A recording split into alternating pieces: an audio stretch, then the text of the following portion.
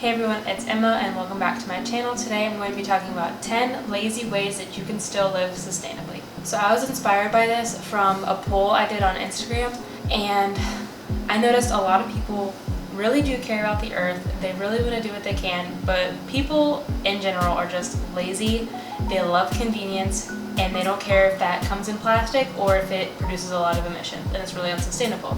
So I wanted to come up with a list of things that people can still do to live sustainably without having to put in much time and effort in order to promote sustainability while also being able to still live lazily. If you would rather just read a blog post, you can check out my website here and I'll also link it down below. And there are also going to be a few extra tips on the blog post if you want to see a few more tips. So let's just get started. Tip number 1, turn off your lights. We never turn our lights on during the day. We always have our blinds open and we just use natural lighting to light our home. So once the sun goes down, of course, make sure you turn off lights when you're leaving a room. If you want more of the facts and the science behind it, be sure to check out my blog post. It goes in depth more about the reasons why these things are still sustainable. But in short, it takes energy to light your home, and energy is often in the form of burning coal, which is very unsustainable. And going with that same theme, make sure you turn off your water as well. When you are washing your hands, dishes, shaving, brushing your teeth, the list goes on. Make sure that you are turning off your water.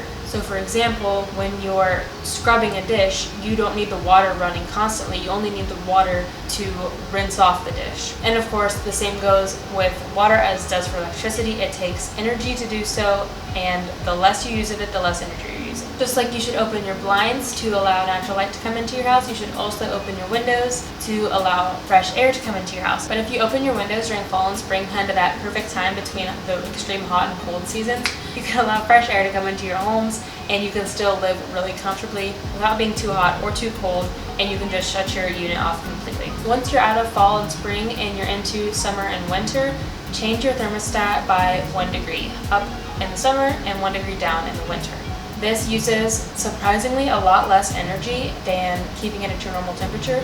So say for example, you want to keep your house at 74 in the winter, turn it down to 73. But this is just a really simple way to still live sustainably. This can save about 300 kilograms of carbon dioxide from entering the air every year just from one person doing this. Tip number 4, I haven't been labeling them, but we're on tip number 4, is to change your diet. Now, I'm not going to force anybody to go vegan or vegetarian, but it has been proven that the meat and dairy industries are some of the leading producers of carbon dioxide emissions in the entire world. You can even do something as simple as meatless Mondays. You can even just start with cutting out red meat or switching to almond milk. You can make little changes and it actually does have a big impact on the environment.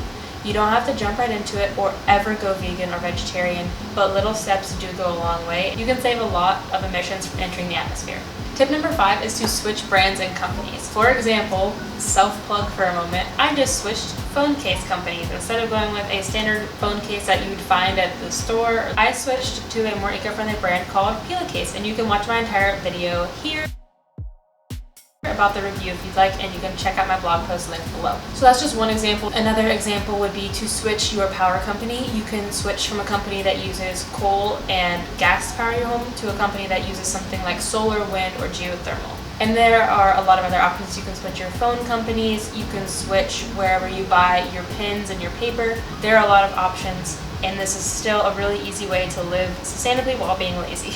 So tip number 6, this one is probably the most effort you would have to put in. This tip isn't necessarily lazy, but it still requires minimal effort in my opinion, and that is to buy used before buying new. So let's say you're in the market for a new phone, and instead of jumping on the bandwagon and instantly going to a phone store, picking up the new iPhone 11 Max Pro thing, whatever they call it, instead of buying the newest iPhone or the newest Android on the market, check Facebook Marketplace first, because I'm sure the new iPhone just dropped. So a lot of people are probably selling their old iPhone 9 or 10 or X. So you can probably find one on there for very cheap, and it's used, probably still in really good condition. You can buy electronics secondhand, you definitely should. The point is that you will not be contributing to the waste cycle, you will not be contributing to the demand of those brand new items. If you can spend the time searching Facebook Marketplace, eBay, any other online secondhand stores, or even your local thrift store, you should definitely spare the few extra minutes that it takes to do that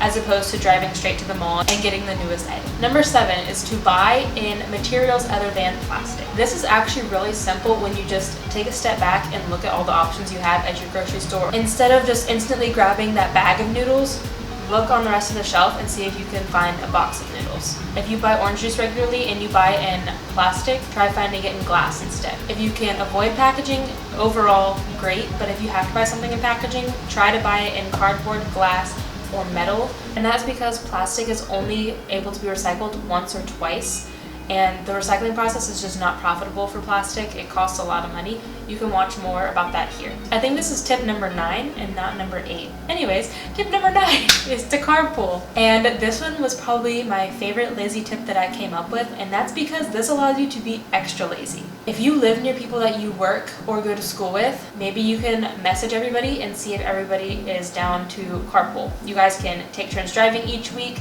If you have enough people, you might only have to drive once a week, so that allows you to be even lazier. Instead of having to focus and be behind the wheel 5 times a week, you get to sit in the back and take a nap or listen to a podcast or whatever you want to do in the back of the car instead of drive. And by eliminating cars off the road, this does eliminate the amount of carbon dioxide that enters our atmosphere every year. And the last tip, which is kind of a 2-for-1, so I lost track, but now we're on track. We're on number 10, is to reuse disposables and use what you have. So you can watch my video here of ways that you can reuse single-use items before their life ends. So this is a great option if you are lazy and you don't want to spend time looking for a reusable water bottle or reusable bags or things like that. You can just buy a 24-pack of plastic water bottles and then just keep refilling those over and over again, and then just drink out of those. Granted, it is not the best option. I really don't recommend it if you can prevent it. If that helps you live sustainably because it's a lazy way, go ahead and do it. It will end up saving you a lot of money and a lot of plastic that does have to be produced and then put into a landfill. And of course, don't forget to use what you already have.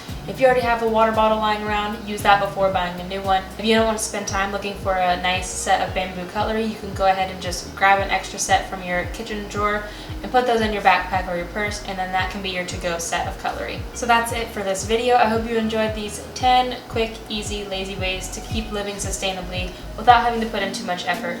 I really hope this does motivate a lot more of you to take some baby steps into living sustainably and help preserve this earth. Don't forget to check out my blog for more information and sustainable tips, and of course don't forget to check out my Instagram as well.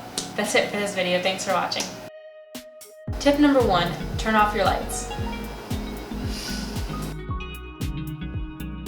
With the exception of right now, because I need lighting for the video. Buy used before buying new. So instead of just deciding that you need, that's a disgusting,